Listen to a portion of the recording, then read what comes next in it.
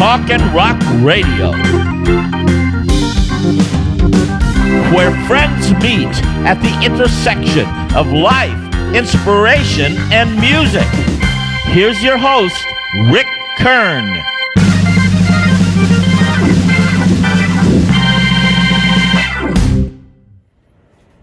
I got a message from Mr. Kern. Oh, Rick Kern from El Paso, Talkin' Rock Radio.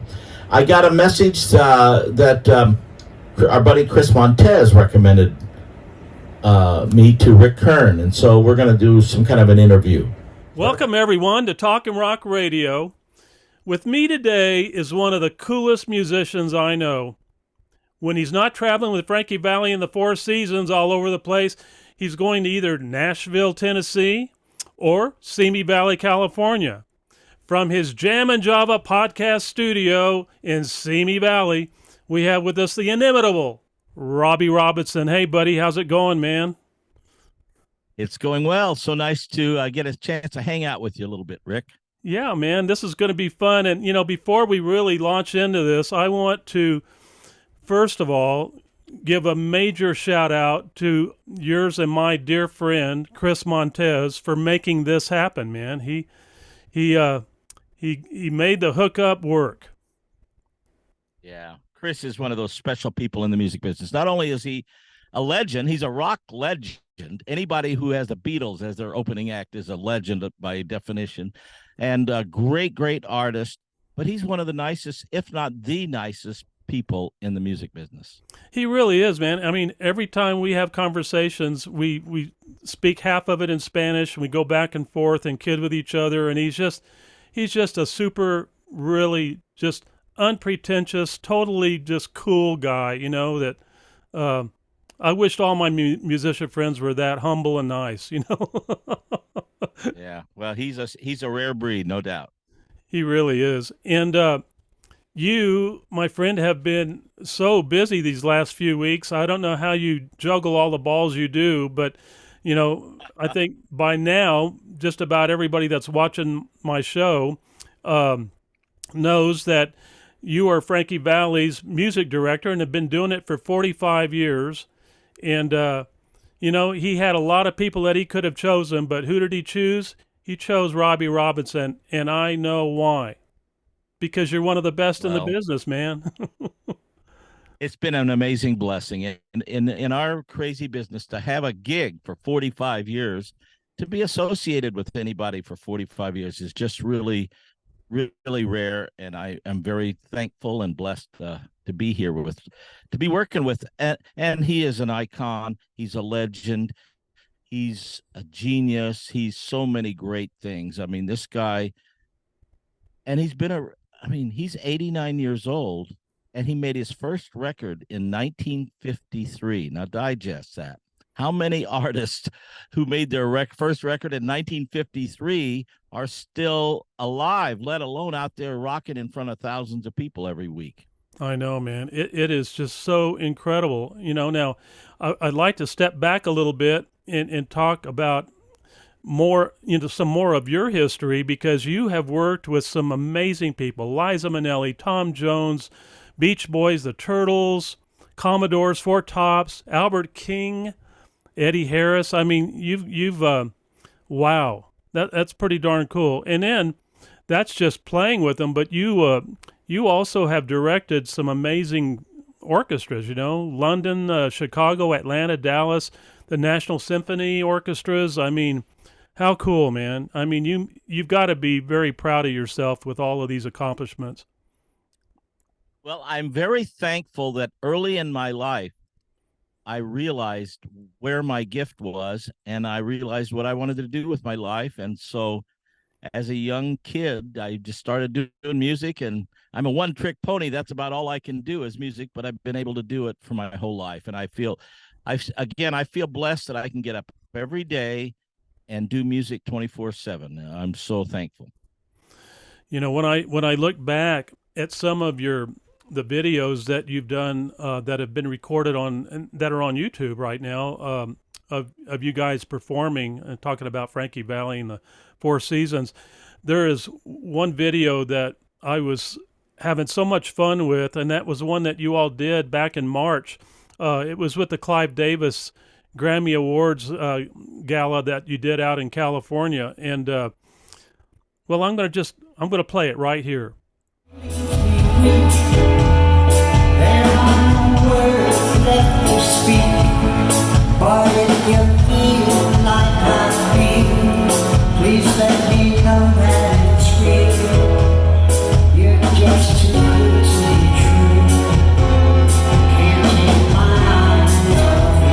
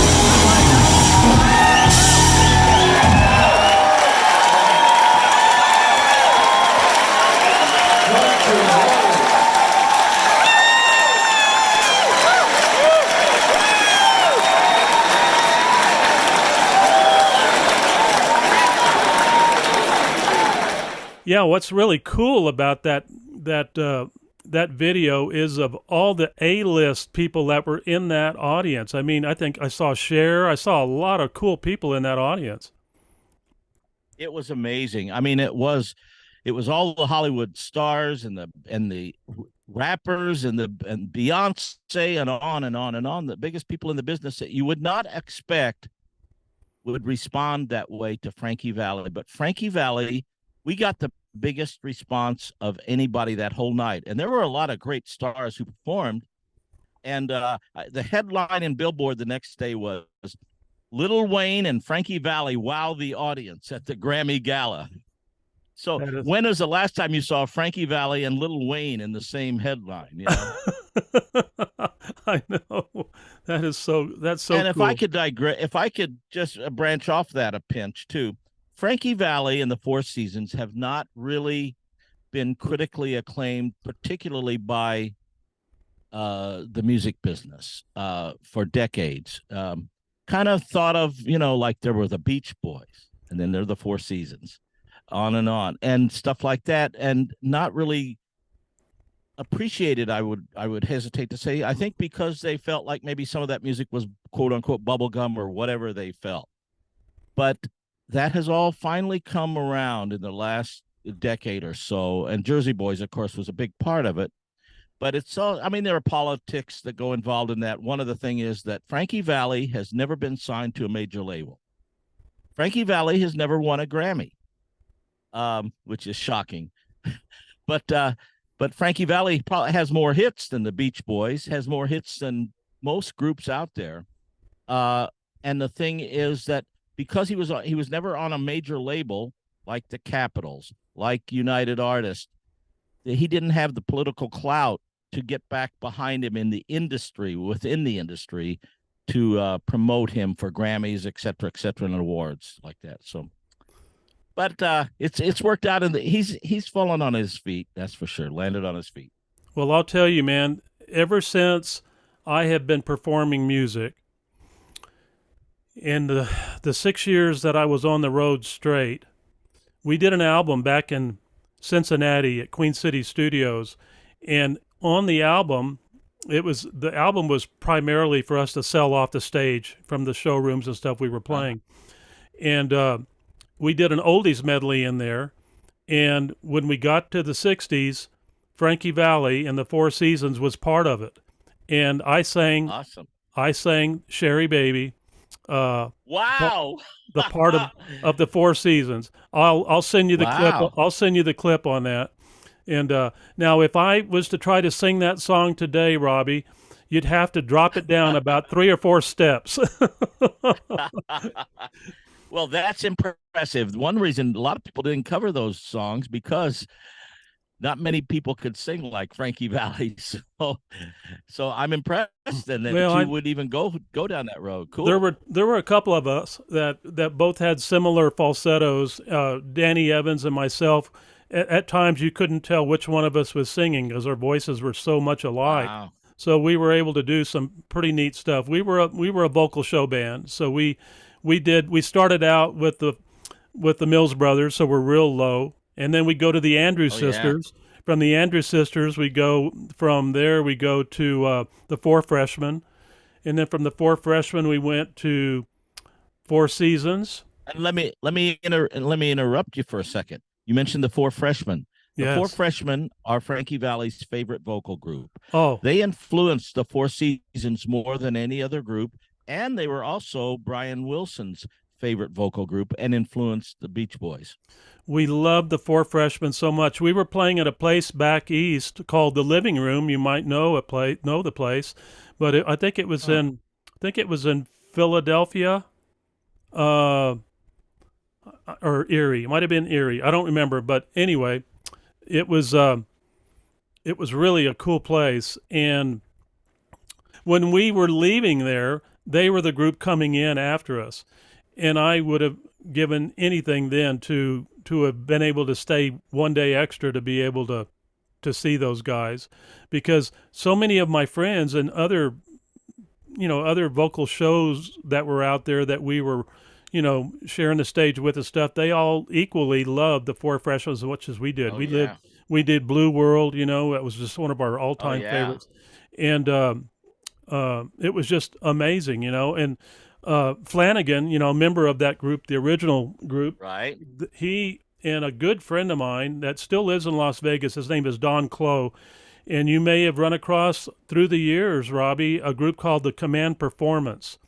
Well, the Command Performance, one of the very top vocal show bands in the industry ever, and these guys, I mean, they were just phenomenal, and we got to share the stage with them. We were.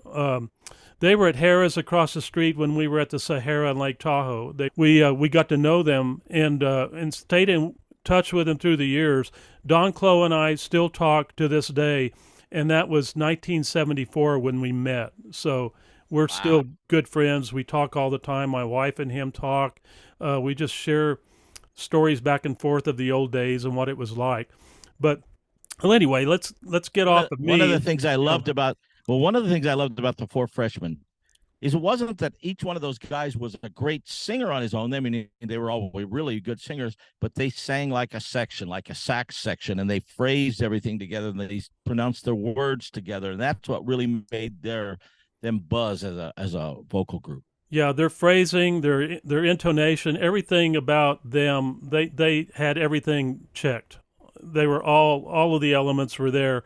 And of course, the four freshmen today, none of them are original, but from Right.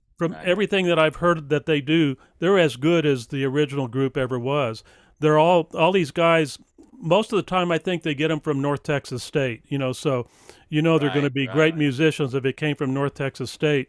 That's where Buddy Rich used to get all of his cats. And they were exactly. Yeah. Always and great. Maynard and a lot of those bands, they would go to North Texas State and just hire them. Exactly. And so, yeah, it was so much fun those days. But let's jump over to El Paso. A few weeks ago, when you guys played the Plaza Theater here, and why don't you talk a little bit about that experience and the time that you had in El Paso, Robby? Well, it was a short weekend. I mean, we did 3 cities in 3 days, like is kind of our normal drill. We played in San Antonio at the Majestic Theater, which we played many, many times.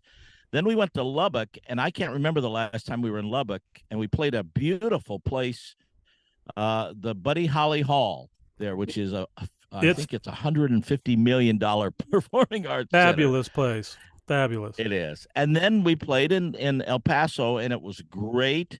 The crowd was great. It's a beautiful theater.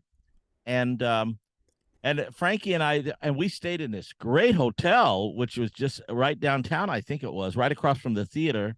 The Del Norte. So Frankie and I went into the lobby and jammed a little bit in the lobby, which was really kind of fun. Now let me show you this. This is pretty amazing. So they've got a big grand piano, beautiful Yamaha grand piano. I've got to go over and play it. So here's a little bit of that.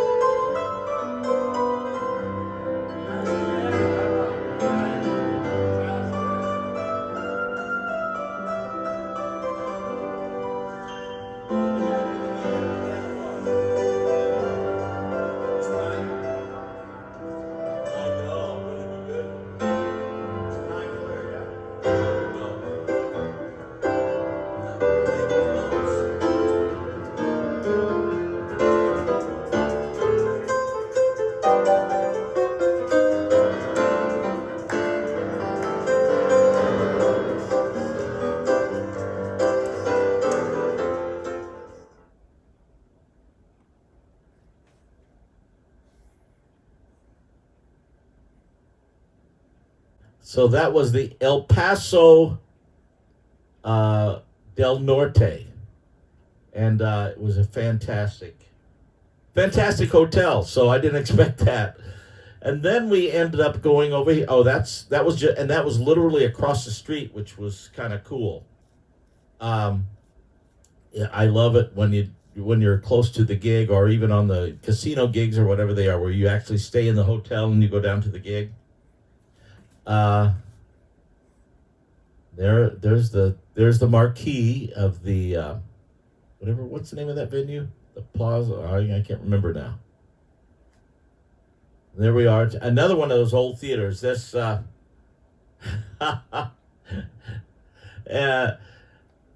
Senior B. And it was another one of those old theater, like 100 years old. Another one of those refurbished, beautiful theaters. Oh, and then they had this theater organ there too. And that was a pretty cool thing too.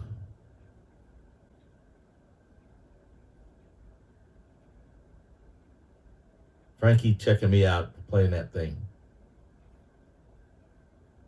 But something. Yeah, it's a nice place. And of course, you got to sit down and play the organ that we had at the Plaza.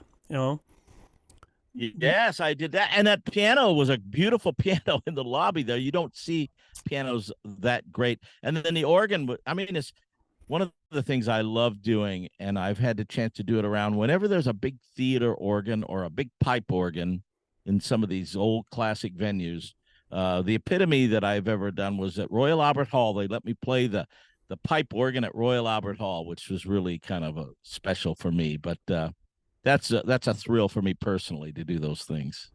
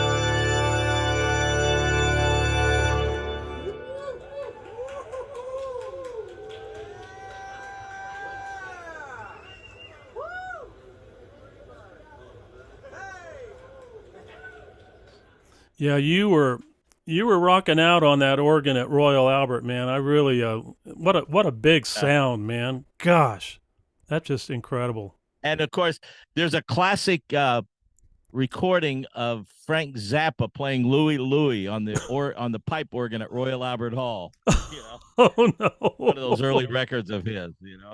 Oh, that would be something to see. Talk a little bit about how it began for you, Robby, with Frankie and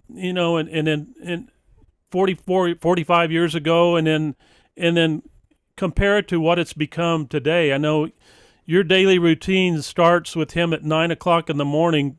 Talk a little bit about right. We talk what it's like as far as what you all talk about and what the routine encompasses and all of that. Frankie Valli's he was blessed with an amazing gift. His voice is extraordinary, and always helped to set him apart. But even greater than his musical gift is his drive, his tenacity, his motivation. He is the most driven, he is the most tenacious person I've ever known in my life. So much so that, and his success is no secret to me. It's the combination of a great talent coupled with an amazing work ethic. And you put those things together, and that's been a success for him for decades and decades and decades. And a big reason why he would have success, then it would wane. He would have more success, it would wane. He always was coming back. I mean, he's never been gone, but he's coming back with a vengeance. You can go back to the 62, those early hits, Rag, Sherry, Big Girls Don't Cry, Walk Like a Man, those early 60s hits. And then later in 67, 68, when he had Can't Take My Eyes Off You, and he had Swearing to God. Well, Swearing to God, I was actually a little bit later, but Tell It to the Rain and some of those kind of things. And then again, it waned. He came back in the early 70s with My Eyes Adored You, and then Swearing to God and those things. And then waned again, came back with Oh, What a Night and Who Loves You, waned again, and he comes back with Grease. I mean, this guy is so tenacious, and he also has great musical instincts, and he knows what he likes, and he knows good musicians when he sees them. And he and Bob Gaudio's partnership is legendary as well. Frankie saw the great talent that Bob Gaudio had as a songwriter and as a producer, and those guys on a handshake have been partners since to this day. Now, I've digressed a little bit from your question, but I could get a little more specific. But I could go on and on about Frankie because I've been next to him for 45 years. Nobody's been associated with Frankie longer than other than Bob Gaudio, but nobody, not even Bob Gaudio, has been with him as much as I have, because back to your original question now. Every morning I call him at 9 a.m. and we talk about music. Or we talk about whatever, but it's usually music centric. It's about the show. It's about a recording we might be working on. It's about band personnel. It might be whatever. It's about an upcoming gig. It's about the set list that we're using. It's usually something. And then often I'll go over to his studio and we'll work on some new music. We'll work on arrangements, whatever it might be. But he is still so engaged in everything that we do. Now he's living in L.A., Robby? Yeah, he's been based. Yeah, Frankie Valli has been based in L.A. Since the 70s. He for a long time he maintained a place in New Jersey, and then he kept an apartment in New York for a while. But now he's exclusively out here. And I know where you live is Simi Valley. That's about the same distance that I used to drive when I was living in Newport Beach, when we'd have to go into Hollywood to go to the studio or wherever we were going, but about a 39-mile drive. So it's about the same for you to get into LA, I think. Yeah. And to tell you the truth, I don't get into LA as much as I used to, because now with technology, you can see the studio around me here. I can do everything from here pretty much in terms of recording and all that stuff, other than when I go to Frankie's, and then Frankie's only about 30 minutes from me. Good. But What I didn't have, like you had in Newport Beach, I didn't have the ocean. Yeah, it was just a real crummy distraction, man, going out to the ocean and Yeah. going down to the Red Onion at Balboa and, driving by John Wayne's house on the Sure. weekend. John Wayne had the coolest house down there. The Duke had a great place, man, with even had a little helicopter pad on the back of his house there. And, oh, God, the poor guy, Wow. He walked in front of my wife and I's van one day. We were going to the Market Basket to get some groceries, and there was the Duke and his daughter walking right in front of us, and she was pretty young then. Of course, we're talking 1974 when that happened, 73, I guess. Yeah, 73. But well, I got to tell you that his performance in El Paso. Unfortunately, my wife and I didn't get to be there, but all of my friends, everybody that I've talked to that were at the show that night, said that Frankie, at 89, stood there for 2 hours and showed everybody that he still has it, and they just walked away completely fed musically like they weren't expecting. They just their minds were blown. Yeah. We get that a lot, actually, interestingly enough, because people don't expect him to be that good. And it's a great band. It's a great show. Frankie is iconic. And then you have 2 hours worth of hits that never hurts either. Who's playing drums for you guys now? Andy Sinisi has been with us for the last, I'm not 8 years, something like that. Great player, man. Really, really Yeah, like he's him. great. We've always had great drummers.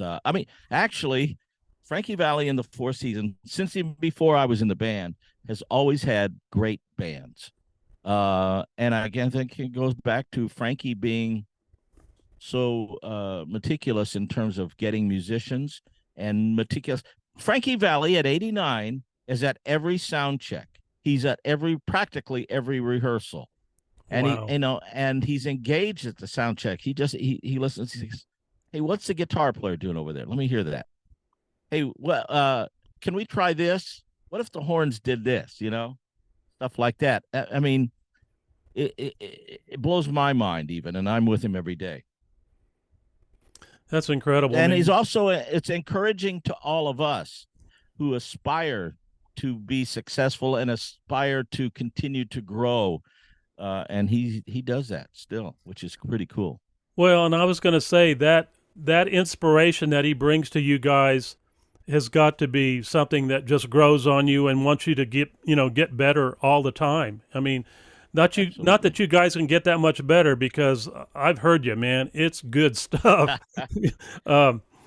Okay, a couple of Fridays ago, you had an event happen for you. You and I've had this conversation a couple of times already. Yes, I know where you're going. Yeah. Oh, man. Now, I'm already broadcasting it here, but go ahead. Hey, I'm broadcasting it too. Look what I got. I love it. I love it, man. This was my very first live concert. I think you were going to say 68. Yeah, 68. Thank you for the correction. And it was at the El Paso Coliseum, and I think that's probably around the same time you saw him too. Maybe it was the same tour. I don't know. But I could not believe this band, how strong and how great they were. And what I was really excited about was that my dad, who was a member of the El Paso Downtown Lions Club, of which I've been a member of for 45 years now, but Wow. Dad had gone the year before, to Japan for the Lions International Convention. And back in those days, our club would pay for the incoming president to take these trips and go to the international convention, wherever it was. Dad had bought a Nikon camera while he was in Japan. And when he got back, guess who got the camera and started using it more than Dad? I don't think Dad ever took a picture with it. This guy. Great. So yeah, of course. I took that camera to the Vanilla Fudge concert that night in 1968. Wow. And I was so excited. I'm getting all these great shots and everything. And then I couldn't wait to get the film developed so I could, go show everybody, look at the Vanilla Fudge, how great they were, man. Look at these great photos. I go to pick up the package of film, and all that was in there, Robby, was a roll of black film. Oh no! Because the concert was disappointment. The concert was so dark, and every time I'm advancing the roll. See, this is the day when we had roll film, and you advance it, and each time I'm advancing it, I can't see the spool to see if it's turning because it's so dark in there. So that whole time, it was the pickup spool was not even turning. So, yeah, I get a roll of black film. Now, I guarantee you that was the last time that ever happened to this guy. So, lesson learned. Lord. Well, 1968, you said you heard them in El Paso. I'm from Southern Illinois, a little farm town. I went to hear them in Lebanon, Illinois, which at the McKendree College. And a bandmate of mine and I went down to hear him.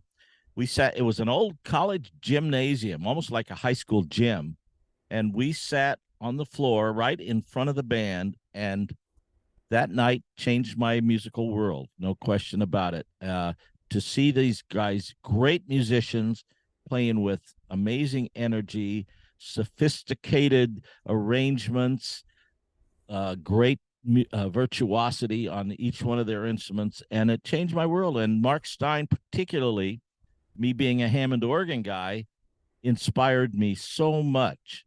And then later I became friends with him through musical associations and stuff. And then 2 weeks ago, as you were talking about, that's the first time since 1968 that I heard them perform as a band. And I went to Edwardsville, Illinois, and I went to their concert. And they were and because I were friends, they invited me up to jam with them, and which was like a dream come true. And I'm still walking on air. I'm still wearing the T-shirt. I think I'd never take it off. But it was such a special moment for me personally to jam with my heroes. I mean,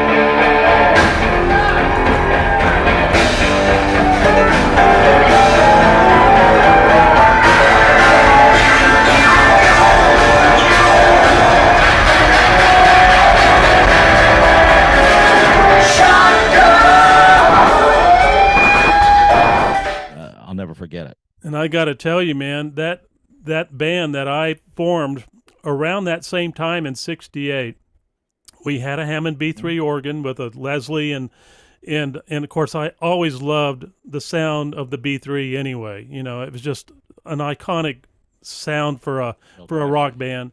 And we did two of the songs that they were known for, You Keep Me Hanging On, and I love playing that song because I got to show off being a drummer. You know, it just had a lot of flourishes and things that you could do and kind of show it off. Carmine was one of the legendary drummers too. Oh, he inspired Carmine so many drummers, didn't he? Carmine was incredible, man. And then of course the other song that we also did in that group was Shotgun, which is the song that you were playing with the guys a couple Fridays ago. Yeah. And so it was great. It was so much fun watching you up there, man. I could just see you were on cloud nine, and I know why you still are, man. I envy you. You know, what a nice experience. It was a great experience. And, you know, one of the old adages is you never want to meet your heroes because you might be so disappointed. However, these guys are all fantastic guys. And then to get up on stage and actually play with them was, and again, they were so gracious. And Mark in particular, I mean, he let me into his world right there. That's his stage. That's his world at Hammond organ. And he's one of the legends of it. And for him to embrace me and let me come in to do that and being unselfish to let that happen and knowing how important it was to me to be able to do that. Well, I'm I so liked how thankful to those guys. I liked how it worked because originally you were over on the Rhodes or whatever it was you were playing the initial keyboard, and then he said go ahead and switch with him, and then you went over on the B3. So that was so cool. That was so cool. Yeah, we did musical chairs there, literally. Yeah, it was kind of fun, you know. He's a great guy, and he sounds so great, and he sings so great. I mean, he's still singing those songs in the same key. That was over 50 years ago. That's amazing, man. Well, it was over 50 years ago. Wow. Oh, I got to tell you something, man, that talk about divine moment here. Today, when I woke up, I usually check my emails, make sure, you know, what's going on. And I was looking for stuff from you and everything. And then I ended up reading an email, and it's for a guy that I haven't talked to in probably 50 years, and he was the lead guitar player in the band that used to do You Keep Me Hanging On With Me. And I have been trying to find him and get his phone number for years, Robby. And today he contacted me. He said, I saw your number 64 podcast and with Rick Armstrong and Paul Q and anyway, and he said, if you'd like to reach out to me, man, let's have a conversation. I'd love to do that and hook up with you again. And I'm thinking, here I am today talking to you. We're talking about Vanilla Fudge, and here's Dennis reaching out to me, man, after all these years. It's God crazy. Works in mysterious ways, brother. It does, my friend. It really does. Yeah. Okay, well, we could talk about Vanilla Fudge probably for another hour or two, but I want to talk now. I want to talk now about your love of baseball. Ah, yes. First thing I do have a passion. First thing I want to ask you is, do you know about the Wayner brothers? You mean Paul and Lloyd, big Poison and Little Poison? Of course. They are my cousins. The Pirates. They are my Is that cousins. right? Yes. I've got it in a hardbound book that my cousin was part of in the research of all of that, and ancestry and all that. This goes back to quite a few years ago when she was doing that book. But yes, the Wayners are my cousins, man. And one of them even played for the Yankees. Wow. Yeah, Paul and Lloyd, if I remember right. Is that it's Paul and Lloyd, Big Poison, Little Poison. And the reason why they were called Poison is because it was heard one time where somebody was saying, oh, he's such a tall poison, and instead of person, they were saying they obviously had that back east, accent, and they said poison, men, so anyway, that's where that came from, I guess, but yeah, Big Poison and Little Poison. In the teens and the Didn't they play in the teens and the 20s, 1910s and 20s? They did. It was in the 20s and 30s actually for both of them, Okay. but one of them started even in the Uh-huh. teens. And Uh-huh. yeah, and the Pirates, and I think they might have been, and I haven't confirmed this yet, but I think they might have been the first brother inductees to the Baseball Hall of Fame. Hall of Fame. Wow. Yeah. I Wow. know they were That both makes inducted sense. into the Baseball Hall of Fame, but I don't know if they were the first brother group that made it. But one of them passed away, I think about 10 or 15 years before the other. I don't have the date of when Lloyd died, but anyway. So Were let's you ever talk. in touch with them then through the years? I never met them because they were Huh? much older than me. Okay, so Yeah, of course, and yeah. I never got to know them until after they were almost already gone. But I've certainly read about them and everything. So let's talk about your Dodger story because when you shared that with me that day, it blew my mind. Well, I'm from a small town in Illinois. And I mentioned it earlier, but the town is Litchfield, Illinois, and I'm very proud and love my beloved hometown there. And it's a little farm town of 7,000 people. And I was on the Little League Dodgers. And by the way, it's Central Illinois or Southern Illinois, I should say, and it's about an hour outside of St. Louis. So most of the people there are Cardinal fans, 2,000 miles away from Los Angeles, of course. And so, but I was on the Little League Dodgers, and I became a passionate Dodger fan. I kept score of every game. I was listening and watching for the paper the next morning. What were the scores and the batting averages? And I was really into it, and still into baseball big time.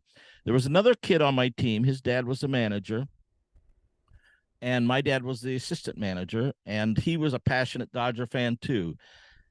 He and I've maintained our friendship since our Little League days and maintained our Dodger fandom. And we still talk all the time about the Dodgers and, oh, how they doing? What's his name doing or whatever? How's Mookie doing last night and stuff? But this kid who also, Litchfield is not a very wealthy town. It's a little farm town my friend was very poor. He had an outhouse until he graduated from college. That's how poor he was. But his family were hard workers. And after he graduated from college, he taught high school for a while, and then he went into the lumber business. And he ultimately became very, very, very successful in the lumber business, so much so that a number of years ago, he became one of the owners of the Los Angeles Dodgers. And so this kid has taken fandom from dirt poor with an outhouse to now one of the owners of the Dodgers. It's pretty amazing. And he and I still talk Dodgers all the time. And he still lives in Illinois because most of his business is out there. He owns 70 lumber companies and 35 hotels in the Midwest. I was going to ask you, Robbie, was his last name O'Malley by any chance? No. That was before. No, he's post Walter O'Malley and Peter O'Malley, who subsequently they owned the Dodgers for probably 30 or 40 years, 50 years, maybe even. But no, they've been out of the picture for about 25 years, the O'Malley family. His name is Plummer, Robert Plummer. Oh, okay. RP Lumber, and they have lumber yards all over the Midwest.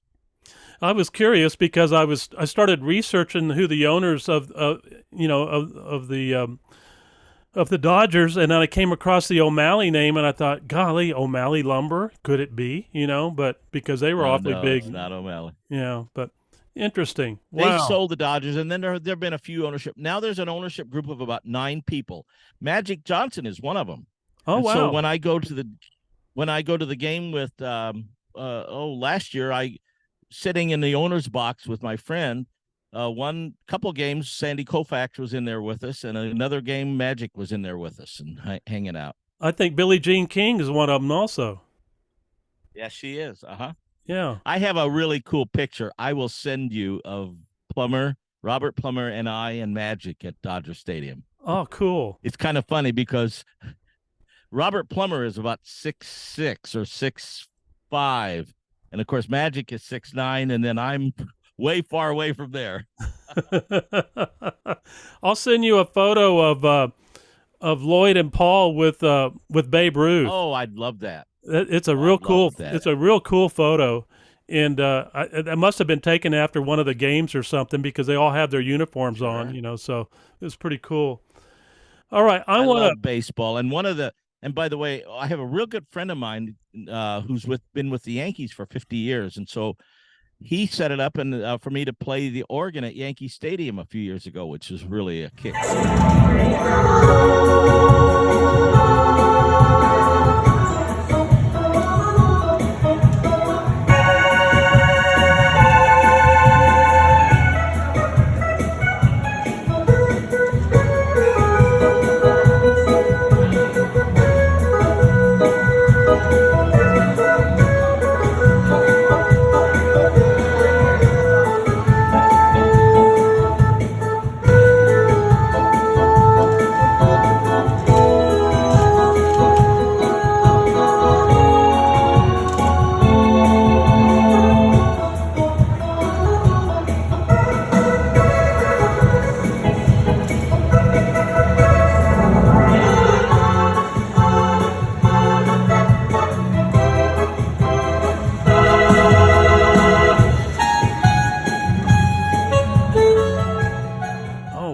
Cool, man.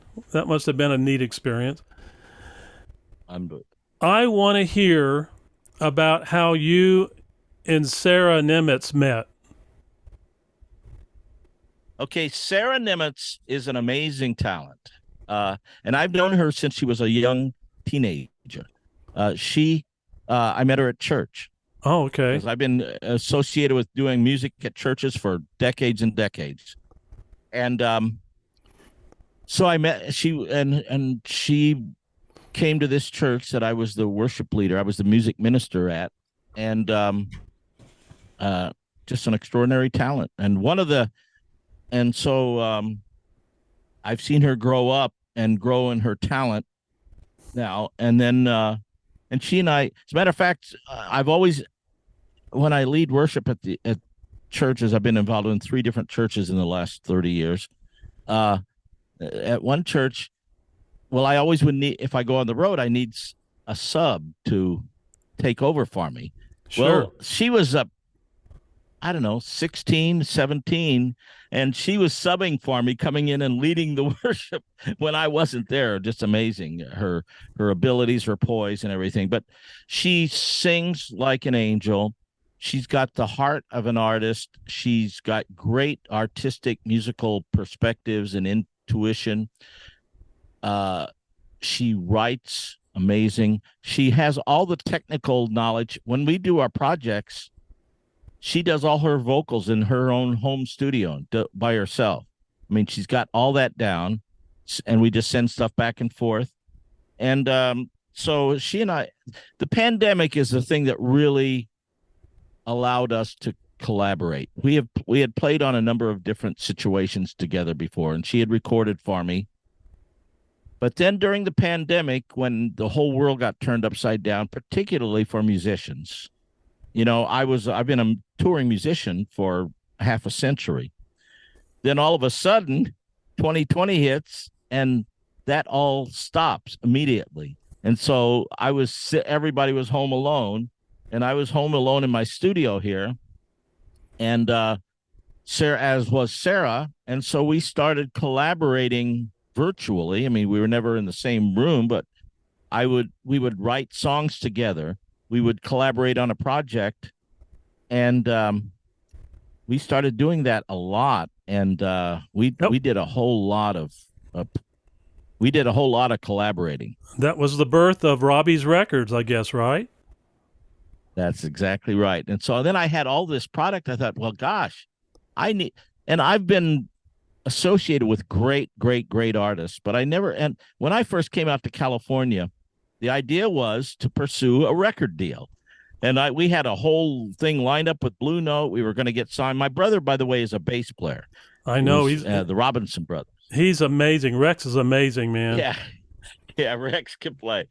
But we came out here, and a month, as soon as we got here, I got associated with one of the legendary jazz drummers, Alphonse Mouzon, who was the founding drummer for Weather Report, and he was a Blue Note artist. And so somehow I called him up out of the blue. I got his number. I forget exactly how I got his number, but through a connection. And so I called Alphonse Mouzon. I'm really digressing, but I called Alphonse Mouzon when we first moved out in California in 1976. And the idea, again, was to get our own record deal, pursue our dreams. Well, Alphonse, something piqued his interest. And he came and jammed with us, with Rex and I. And he says, I want you guys in my band. A month later, we did a live album, Blue Note at the Roxy, with Carmen McRae and all the Blue Note All-Stars. It was just an amazing. And so that was a month. And as soon as we got associated with Alphonse Mouzon, then the music circles in town said, hey, well, these kids must be able to play, because if they're playing with Alphonse Mouzon, they must be pretty good. So we started getting calls from a lot of different people. And we never were able to pursue our own stuff, because I've always written and produced and all that stuff. So finally, now back to the pandemic 2020, I'm living in the studio, not touring, not really doing much of anything other outside. So I really rolled up my sleeves, got my editing chops together, and we started putting product out there in Robby's Records. And that's been an outlet for me for my music, finally, 50 years later. You've got some great ones, man. I tell you, I love the Route 66 one that you and Sarah did. That's really cool. Talk about why you chose Route 66. What was the inspiration of redoing that cover? There's something very specific. I'm from Litchfield, Illinois, as I've said a couple of times. My beloved little farm town community of 7,000 people. And one more digression. At one time in the Frankie Valli and the Four Seasons band, 4 of the 6 of us, because it was for a number of those years, there wasn't really a designated, these 4 guys. It was always a singing band. And we had a 6-piece band. 4 of those 6 were from Litchfield and its neighboring community.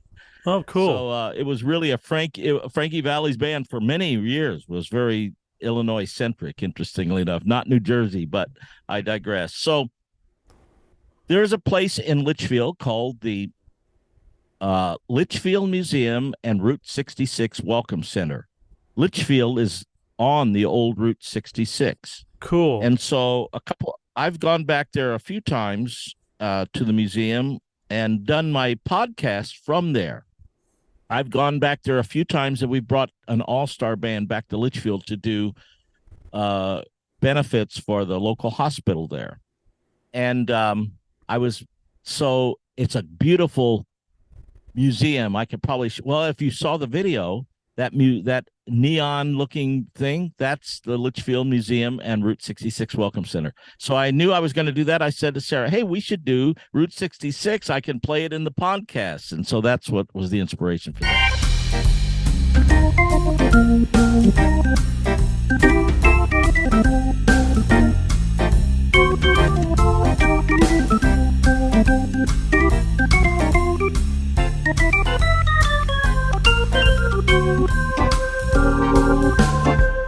If you ever plan to motor west,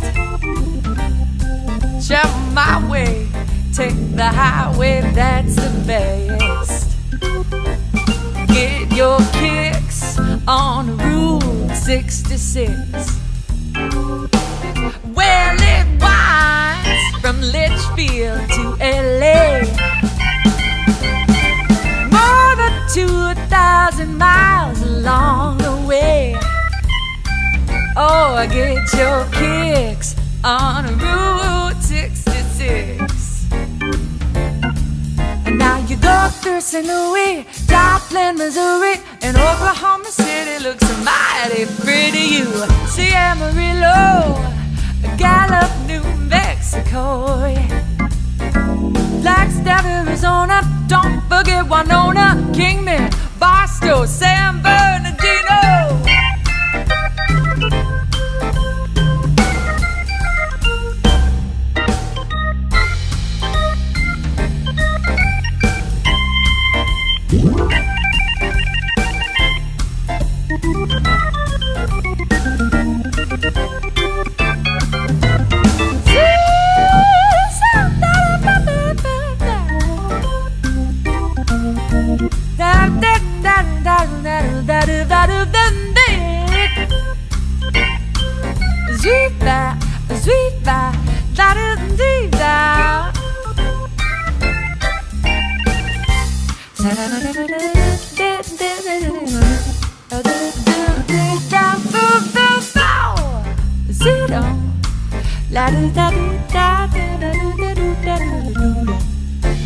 I'm in the mood for travel, so I wanna go to Litchfield. Let's go, come on, Robby, go!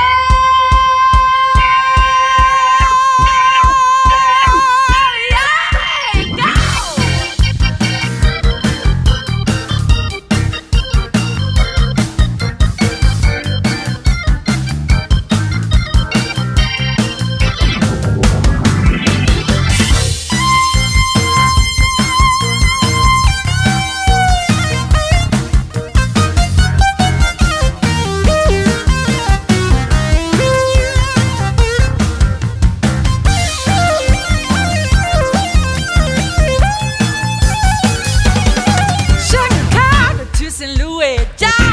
Missouri and Oklahoma City looks mighty pretty. You see Amarillo, Gallup, New Mexico, yeah. Flagstaff, Arizona, don't forget Winona, Kingman, Bosco, San Bernardino City. Won't you get hip to this time, let's hear when you plan to make that California trip.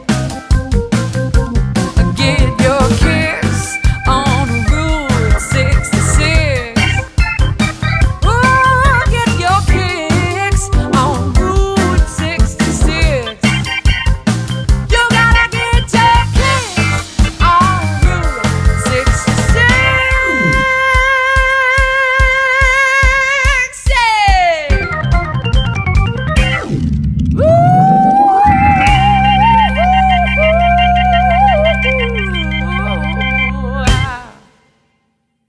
And she does some really cool things with you up on the roof and all over the place. I You know, know. it's really very creative. Now, And then I'll say this about her too. During that pandemic, I was living in the studio. She was living in her studio, but she didn't know. She had never done any video editing. She then didn't ever go to school for it or anything. And she, oh, interesting. Litchfield is calling me. I'm just going to hang the, hold on. I won't answer this. But Sarah Nimitz has this almost Spielbergian, if that's a word, vision and creative artistic approach with videos. She learned that during the pandemic, and she taught herself. And during that pandemic, she was creating all those videos, and I'm just in awe of her. That's just another side of her genius. She really is a genius. she really is. She's amazing, man. I just, good stuff. The song, I Write the Songs. Talk about that a little bit. What was the inspiration for recovering that one? Well, Bruce Johnston is a buddy of mine. Bruce Johnston is in the Beach Boys. Right? Bruce Johnston wrote I Write the Songs. A lot of people think that Barry Manilow wrote the song. He had the big hit with it. Right. But no, it was the Beach Boys, Bruce Johnston. And Bruce Johnston was telling me how he had written the song. And when he wrote the song, his vision was, he said he was driving in a car and he had this idea for a song, I Write the Songs, but it was not him writing the song. It was not Barry Manilow writing the song. It's from the perspective of God writes the songs. I've been alive forever, and I wrote the very first song. And I write the songs that make the whole world sing. And so from a point of view of God being the songwriter and being the author of all artistic and creativity endeavors. And so we approached it from more of a gospel-y, hymn-like approach than the way that Barry Manilow did it, with a straight ahead pop thing. And so that's why we approach it that way.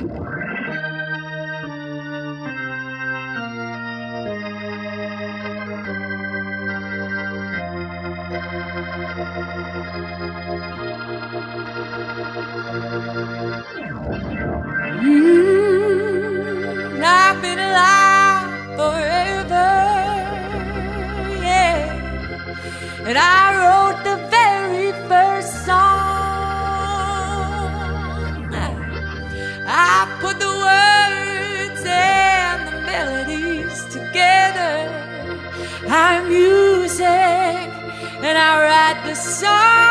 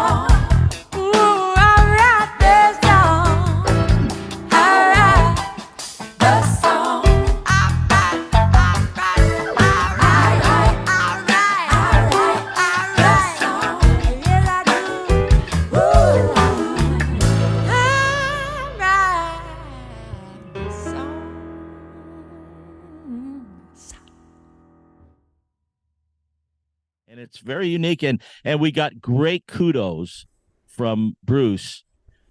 Interestingly enough, Bruce, as a matter of fact, I had a quote. As a matter of fact, I wonder if I might not be able to find it. Okay, so one of the cool things that Bruce said when he heard our version, I sent it to him. Said, "You and Sarah recording my song sounds great. It now sounds like Aretha and Vanilla Fudge made a great modern version of my song."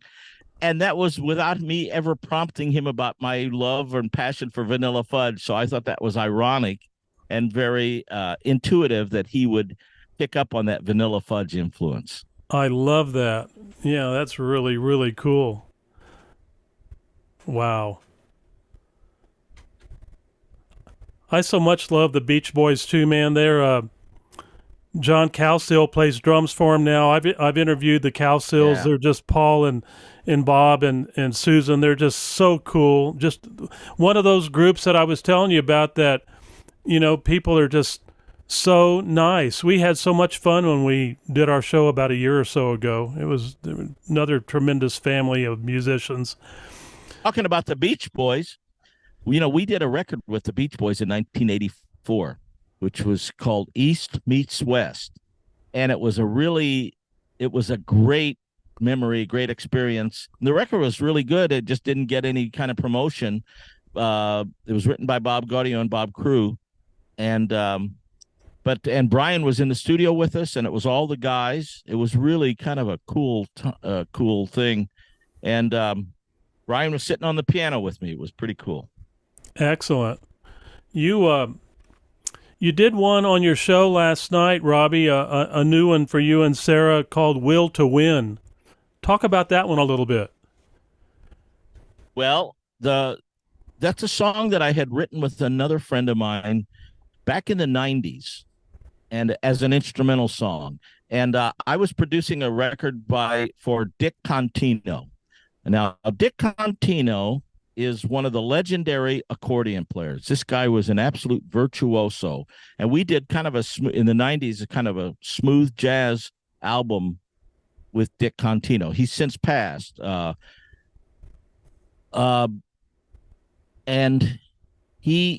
that's a song that I had written with a friend of mine as an instrumental for Dick, called Will to Win. And it was inspired by that, almost the same kind of tenacity that Frankie Valli has. But anybody who's successful has that passion, that drive, and you're running in a race, and that extra little oomph that it takes to cross the finish line, or whatever it is, to dig in as a heart of a champion and all that kind of stuff. And that's what inspired it musically.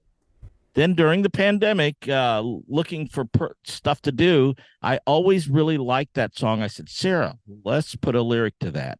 And so she and I collaborated on the lyric and recorded that song. And it's a cool song. And I got out all my analog synthesizers, my Oberheim Modular 8 voice, my Mini Moog, my Prophet 10, all these cool synthesizers. And we did and I really like it. I'm really excited about it. And that's going to be our next release on Robby's record. It's coming out next Monday night.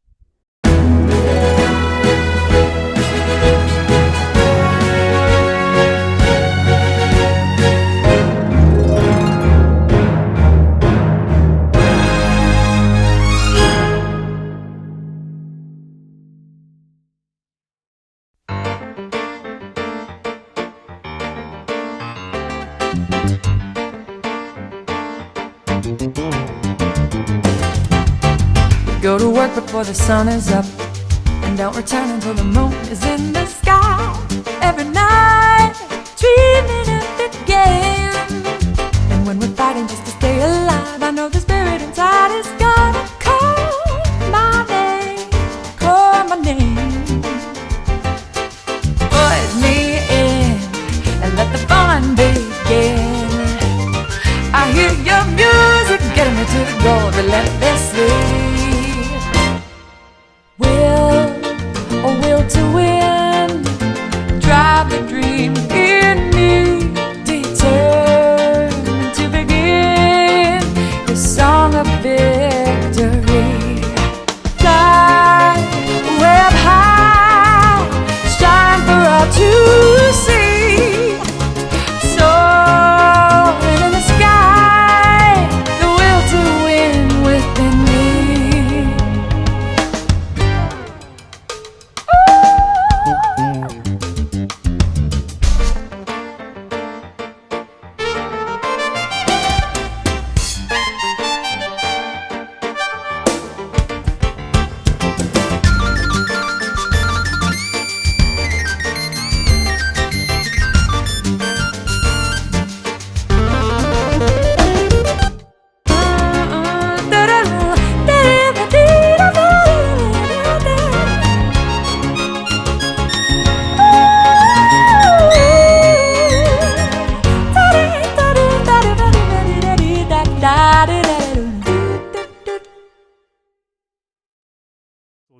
Very, very good. Now, I think it was last week's show, you did, you put up a clip of you with a couple of other monster keyboard players and did what? Me Worry? And Yeah. Talk a little bit about that. And I want you also to talk about the rankings of these two players, man, on the polls. These guys are monsters like you. Yeah, these are two of my in the Hammond organ community, and all the Hammond organ artists, we there's a great fellowship, and we call it the Ham Fam.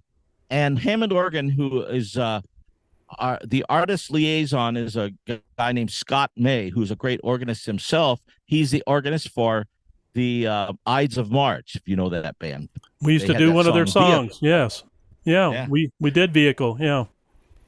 And so Scott he's responsible for really maintaining a great association, a great friendship, a great affiliation, a great fellowship between all of the Ham Fam artists. And so these guys have been buddies of mine. They're two of the real prominent Hammond organ artists. One is Jim Alfredson. Jim Alfredson is one of the primary demonstrators that Hammond goes to when they demonstrate new products and stuff like that. He's just a brilliant talent. He lives in Michigan. And then the other end is Brian Charette, who's a New York jazz organist. I don't want to say jazz because he's a much broader musician than just a straight ahead jazz, but he's a brilliant talent.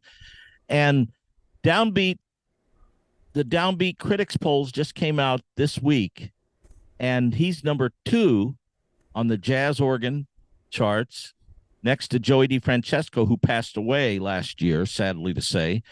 And he's number 1 as the rising star. So it's pretty heady stuff. And both these guys are great friends, but more so, they're great talents. And we played this song together, the three of us, all playing the same instrument. It's the Hammond SK Pro. And so I played the organ part.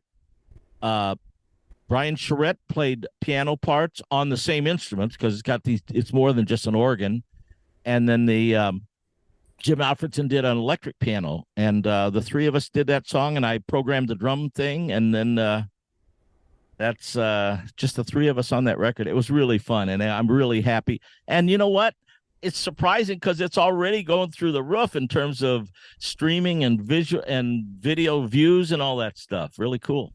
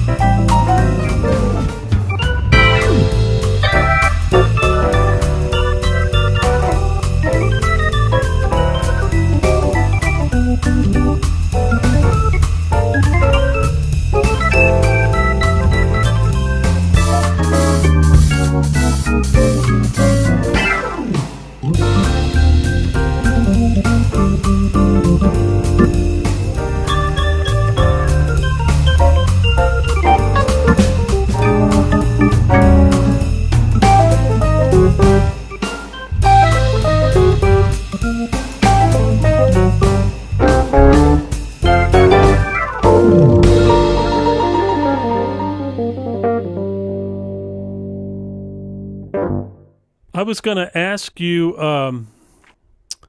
I would be remiss if I did not ask you to play for our show before we sign off, man. I mean, I gotta have you play, man. Just you decide what it's going to be, and well, I just happen to have my Hammond organ right over here, of course. Oh, there you go.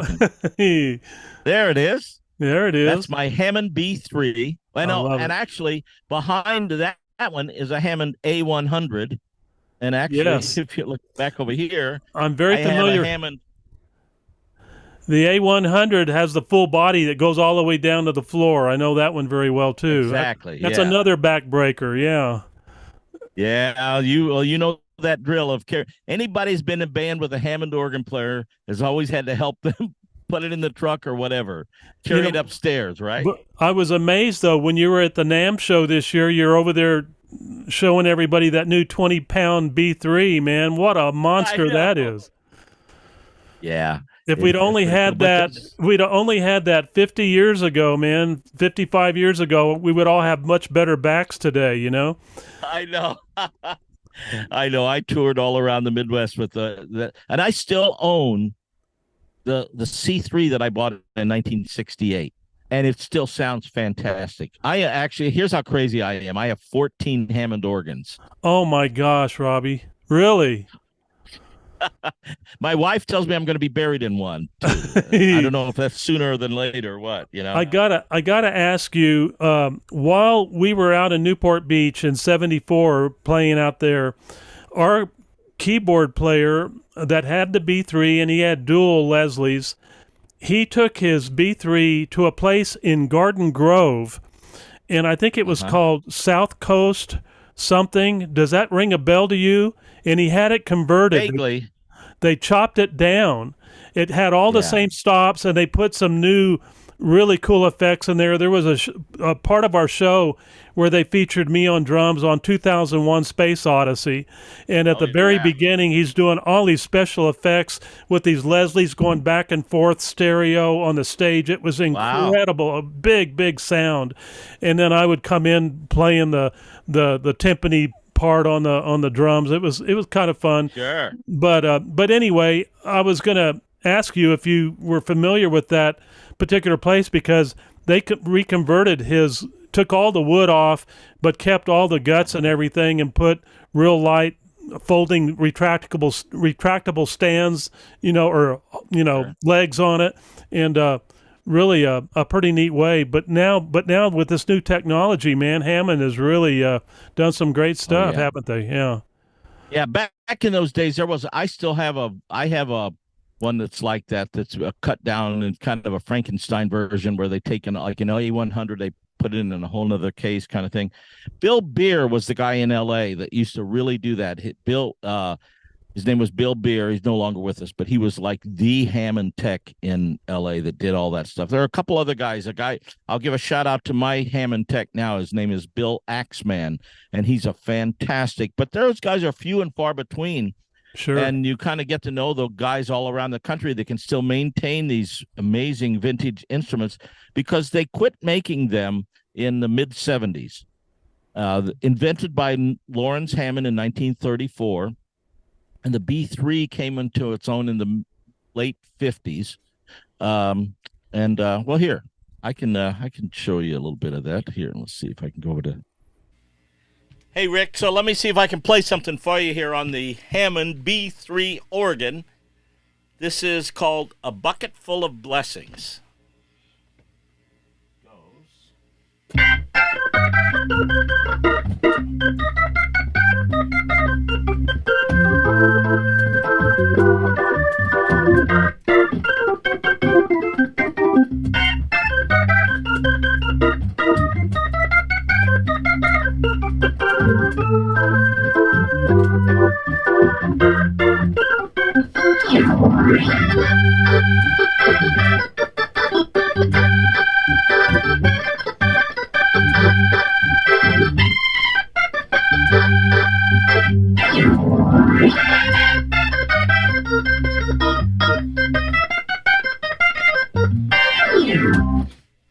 All right. There you have it. One of the new things that I've been working on during the pandemic is Doc Kupka, who is from the band Tower of Power. He's a dear friend. Uh-huh. And Doc and I have been working on an album for these last 3 years. And we've got about 12 songs done, and we've got some amazing singers on it. And Doc is not only the Barry sax player and one of the funkiest Barry sax player on the planet, but he's also the primary songwriter in Tower of Power. He's written most of their hits. I've got a really cool video I'll send you with Sarah Nimitz doing a duet with Warren Ham, who's in Ringo Starr's band. Nice. Okay. Excellent. So I'll send that to you. Maybe if you ever, it's pretty cool. It's called, it's Jam for Jesus. I'll give you a little bit of background for this, because it's actually pretty cool. For the last 31 years, literally, I have been putting on an annual Christmas concert called Jam for Jesus. And basically what I do is I call all my buddies, At least I used to call them my buddies. Now they all call me, but I used to call, and we would have put this amazing band, literally a 20-piece band with some of the best singers in the world. And we would do a Christmas concert, and it was like something you would see at Radio City Music Hall, but I couldn't afford to do it but everybody does it for free just to do it. And it's kind of become a family Christmas party for all of these musicians. And like I said, I used to call these guys and say, hey, could you do this thing and blah, blah, free gig, whatever. And now they call me like right around Thanksgiving. Hey, when are we going to do that show? And Doc Kupka has been a part of it. Harry Kim from Phil Collins' band, Richie Gajate Garcia from Phil Collins' band, Warren Ham from Ringo's band, Nick Lane, just some of the greatest musicians on the planet. Well, I want to wrap up by just first saying, Robby, that, doing this episode with you, man, is, it's got to be one of my most prized podcast moments. You and I started doing podcasting about the same time, a couple of years ago with the COVID thing and all that. But one thing about doing this show is that it's brought me closer to my passion for music. And what I really love is meeting new friends and especially ones that are playing the music that I grew up playing, and the Vanilla Fudge and Frankie Valli and on and on and on. I can go on forever. Tommy Rowe. I mean, I can go on for hours talking about that. But my point is that this experience of meeting with you today and talking on the phone and, and just having some great conversations. Chris Montez is a dear friend, but now I consider you a dear friend. And I just want you to know, I really appreciate you working with me and doing this show. It's been a great experience, man. And I just wanted you to know that there's one wish that I hope to have someday that we can do this. And that would be when I was working with my very first vocal show band in Newport Beach, when we were playing all over Orange County in '73 and all that. There was a time during the shows, one of our shows, where Ted McKeever, our organ player, would say, okay, I'm going to take liberty here, everybody, and I'm going to ask the drummer to stay on stage, and I want the other three musicians to go ahead and leave the stage for a moment, and he and I would take over and do the Organ Grinder Swing by Jimmy Smith. I love that song. That song changed my world. We tore it up, man, because what we would do is he would just go crazy on the organ, and I can just visualize him right now. It makes me want to tear up. What was his name? Ted McKeever was his name, and Ted was a monster B3. I mean, he just all over the place, man, and great pianist as well. But when he started doing that, I just got goosebumps, because we would trade measures. We would trade off, Sure. He would do his thing, and then I would do about, 4 bars or whatever of a little solo thing or whatever. And we'd go back and forth about 3 or 4 times, but boy, it was so much fun. And unfortunately, I don't have any recording of us ever doing that. All the recordings that I have of our shows was done from a cassette recorder sitting on a table out in front of the stage, because that's all we had those days. Unless you were in the studio, if we were in the studio, that's different, but I'm talking about a live performance. And so, but anyway, what I was saying is that would be the cherry on the top of the sundae, man, would be to sometime be with you behind a kit playing Organ Grinder Swing, man. That would be, we'd tear it up. We'll do that. One of these days we got to do that.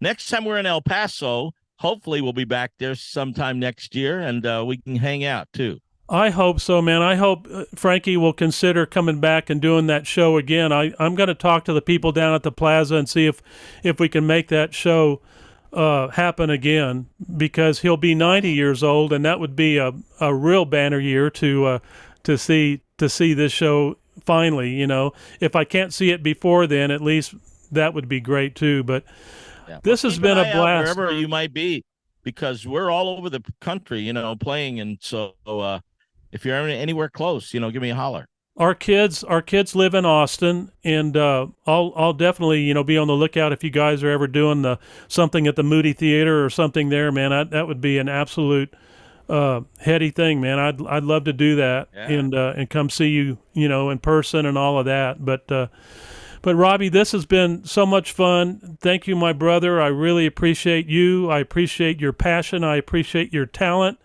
and thank you for everything that you do for the music industry. You're incredible, my friend.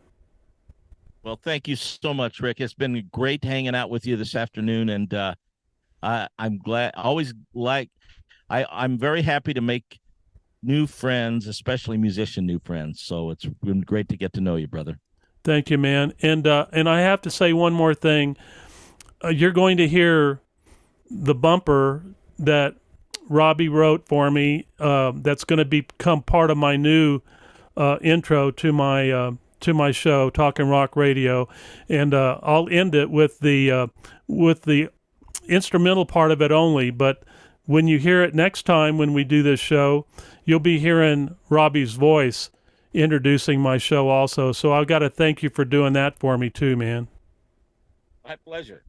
Always fun. Always love for new challenges. There you go, my friend. All right, well, let's stay in touch.